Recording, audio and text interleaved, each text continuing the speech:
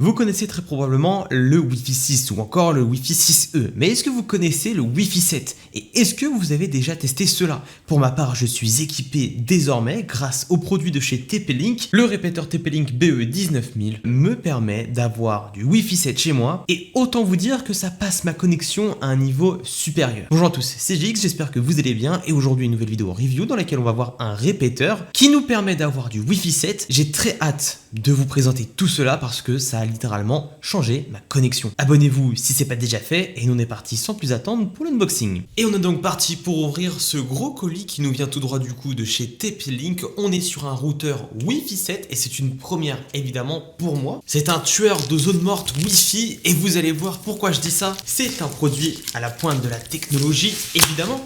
Vu qu'on est sur la toute dernière génération de Wi-Fi disponible, le Wi-Fi 7. Et ça, le packaging nous le fait savoir. Tribande Wi-Fi 7, près de 4 fois plus rapide, une latence très faible. Bref, j'ai très hâte de découvrir tout cela. Alors, le packaging est très intéressant également. Je remarque tous ces petits détails. Un packaging très épuré qui permet de protéger tous les éléments. Bref, c'est une boîte qu'on pourra même réutiliser pour ranger à nouveau le routeur si jamais on a besoin de le transporter. Et voici globalement à quoi ressemble ce routeur. On est quand même sur un design super bien réussi. Comme à chaque fois qu'un produit TP-Link m'est envoyé, à chaque fois la forme compte autant que le fond. Et à l'intérieur, il y a 8 antennes différentes afin de bien capter, qui sont toutes disposées stratégiquement pour tuer les zones Wi-Fi mortes de votre maison. Typiquement dans une chambre un peu éloignée ou encore dans la salle de bain. Des endroits où est-ce que vous pouvez avoir du mal à capter un signal Wi-Fi conséquent, là il n'y aura plus de soucis. Et à l'arrière, on pourra voir pas mal de choses intéressantes. Un bouton power, une prise d'alimentation, un bouton reset. Et surtout, on pourra voir qu'on a des ports différents.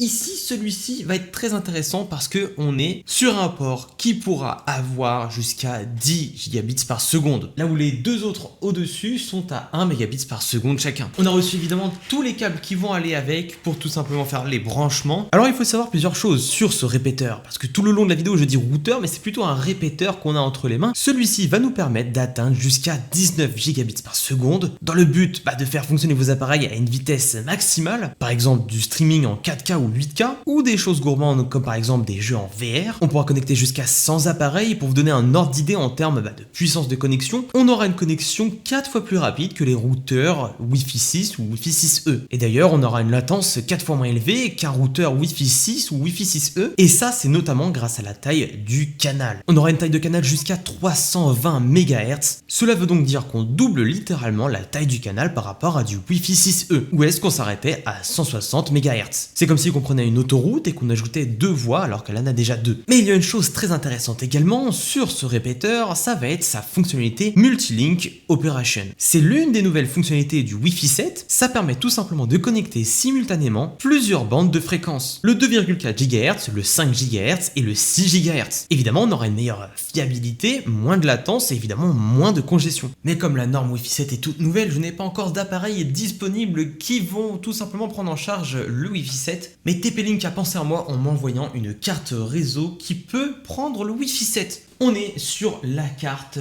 Archer TBE 550E qui va nous procurer du Wi-Fi 7 et du Bluetooth 5.4. En bref, le produit indispensable pour ce genre de nouvelles normes, surtout dans les années à venir. Et voici comment TP-Link prend soin de ses produits. Tout est bien rangé et protégé, à savoir évidemment la carte réseau qui est emballée correctement dans les mêmes packaging qu'on a pour les disques durs et le relais, on va dire, donc les antennes qui seront elles à l'extérieur de la tour, antennes qui sont ici. Les deux antennes seront bien reliées à un câble qui est tressé et là, bonne chance pour le casser en deux parce que c'est un câble très bien tressé qui va résister dans le temps, ça c'est une certitude. La carte réseau dans mes mains que je vais poser délicatement. On a même reçu une petite clé avec tous les drivers qu'il faut pour faire tourner la bête et maintenant on va installer tout cela. Et maintenant on est parti pour l'installation, on déballe les câbles et on va positionner tranquillement le répéteur et on n'a pas grand chose à faire en réalité, il se fait très vite, la configuration est très facile. Ensuite on se rend sur le site site de TP-Link grâce à l'IP, puis on peut faire les premiers réglages. J'ai donc fini d'installer le routeur Wi-Fi 7 TP-Link et je vais avoir plusieurs options qui s'offrent à moi pour la connexion internet. Soit je relie ce routeur directement en Wi-Fi à ma box, je suis chez SFR, ou soit j'utilise un câble Ethernet pour relier le routeur à ma box, le tout en filaire. Et d'ailleurs, en parlant d'équipement, voici ma box. Une box SFR assez classique, je dirais, même si je l'ai eu il n'y a pas longtemps, elle ne fait pas Wi-Fi 7. À l'heure actuelle, l'un des seuls fournisseurs d'accès à Internet qui propose des box Wi-Fi 7, c'est Free. Mais d'ici quelques mois, voire un an ou deux, je pense que l'intégralité des box proposeront le Wi-Fi 7. Alors voici ce que je vais faire pour cette vidéo. Je vais tout simplement prendre le câble Ethernet qui est juste ici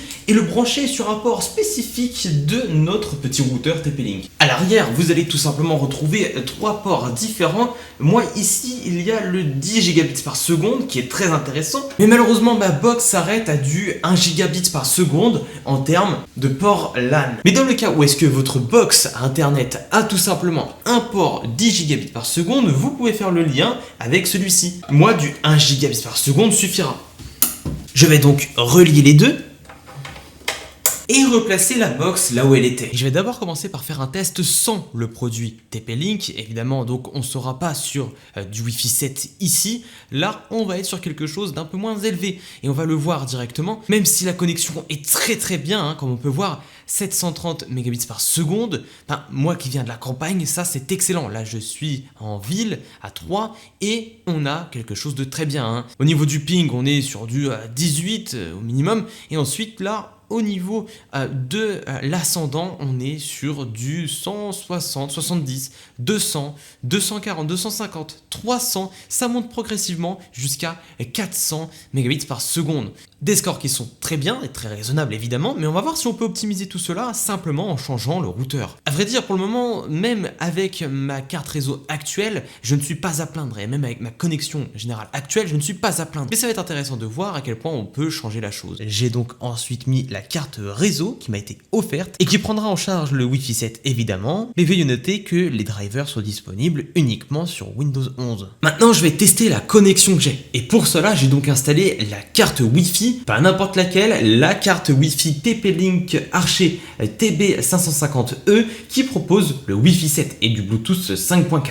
Et ce que vous voyez actuellement, ce sont tout simplement les antennes qui sont posées à l'extérieur de la tour pour optimiser la connexion. Et on a même le droit à un petit rétroéclairage RGB, comme vous pouvez le voir, qui nous indiquera plusieurs choses au niveau de la connexion. Si c'est respirant, ça veut dire qu'il n'y a pas de réseau. Si c'est statique, c'est que ça fonctionne. Mais si c'est RGB, ça fonctionne à la vitesse maximale. Et là, c'est le cas. Alors j'ai très hâte de tester tout cela. Tout d'abord, on pourra sélectionner le réseau, à savoir qu'on a le TP-Link MLO et ensuite le 6G Ext.